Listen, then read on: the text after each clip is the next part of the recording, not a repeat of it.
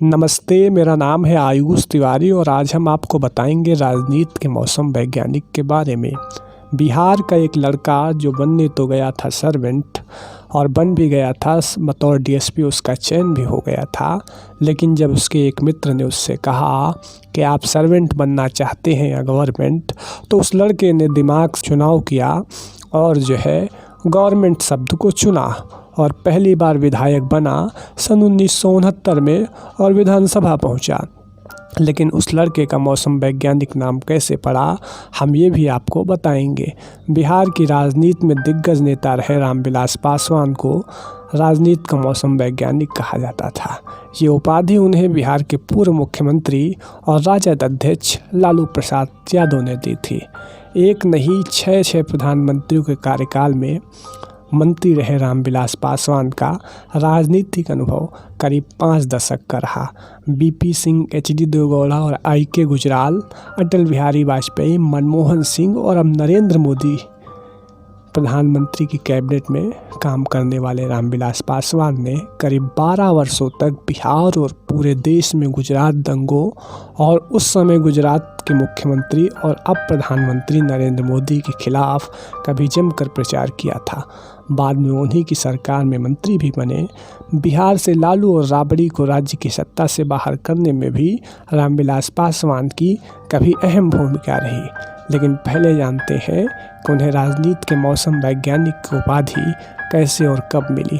जब नीतीश कुमार ने लालू यादव के खिलाफ विद्रोह कर 1994 में समता पार्टी बनाई तो रामविलास पासवान लालू यादव के कब्जे में चली गई जनता दल में ही रहे और अगले साल उन्होंने 1995 के विधानसभा चुनाव में जब भारी बहुमत से लालू यादव की जीत हुई तो लोगों को समझ आ गया कि पासवान अपने उस फैसले पर सही थे।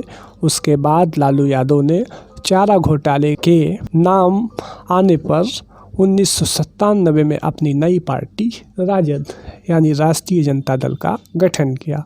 उसके बाद भी पासवान शरद यादव के साथ जनता दल में ही रहे और 1998 में लोकसभा का चुनाव जीतने में कामयाब रहे। हालांकि तब तक उन्हें यह आभास हो चुका था कि अब उन्हें लालू या एनडीए में किसी एक को चुनना होगा।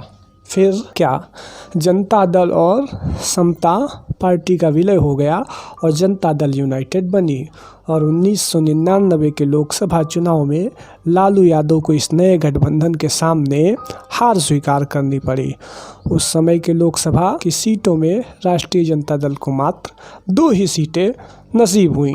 लेकिन अगले साल विधानसभा चुनाव में जनता दल यूनाइटेड का विभाजन हो गया और लालू यादव कांग्रेस पार्टी की मदद से सरकार बनाने में कामयाब हो गए। पासवान ने भी अपनी नई पार्टी बना ली, नाम रखा लोक जनशक्ति पार्टी।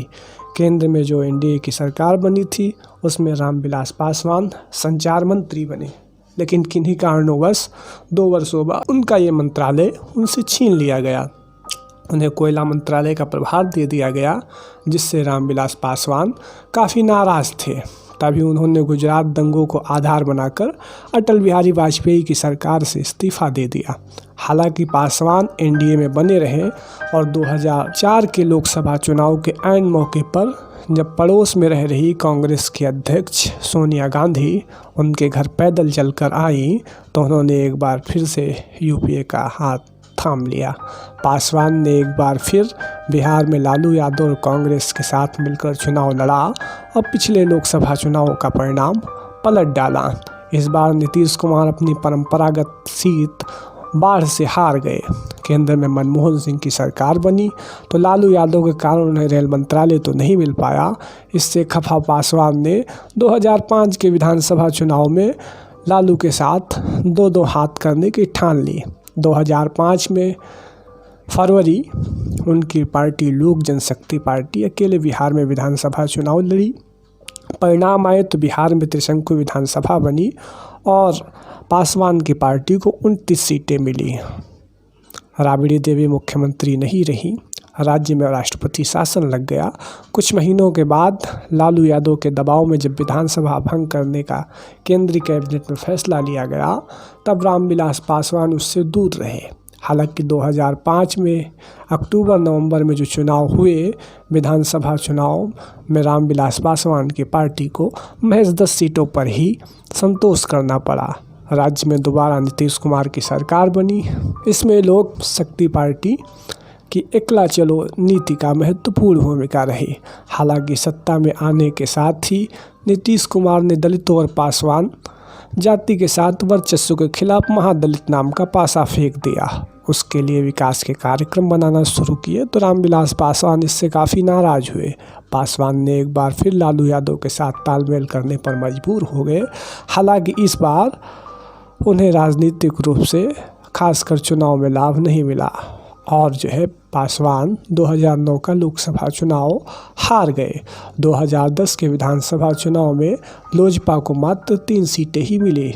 इसके बाद 2014 के लोकसभा चुनाव से पहले जब लालू यादव ने उन्हें सीटों के साथ तालमेल पर अपमानित करने लगे और नीतीश कुमार अपने बलबूते से अधिक सीटें जीतने के विश्वास में डूब रहे थे, तो रामविलास पासवान ने एक क्षण में बीजेपी के साथ जाने का निर्णय लिया और उन्होंने नरेंद्र मोदी को अपना प्रधानमंत्री स्वीकार करने में ज़रा सी भी देर नहीं लगाई। तब उनका तर्क यही था कि 12 साल हो गए हैं और इस दौरान काफ़ी कुछ बदल चुका है और फिर पासवान केंद्रीय मंत्री बन गए और नरेंद्र मोदी सरकार का हिस्सा हो गए। रामविलास पासवान अपने 5 दशकों के अनुभव में सिर्फ 2 ही बार चुनाव हारे, एक 2009 में और दूसरा जब इंदिरा गांधी की मृत्यु हुई तो साल 1984 में भी वो अपना चुनाव हार गए थे। आगे भी ताज़ा तरीन खबरों के साथ बने रहने के लिए सुनते रहिए वॉक्सी टॉक्सी को। तब तक के लिए धन्यवाद।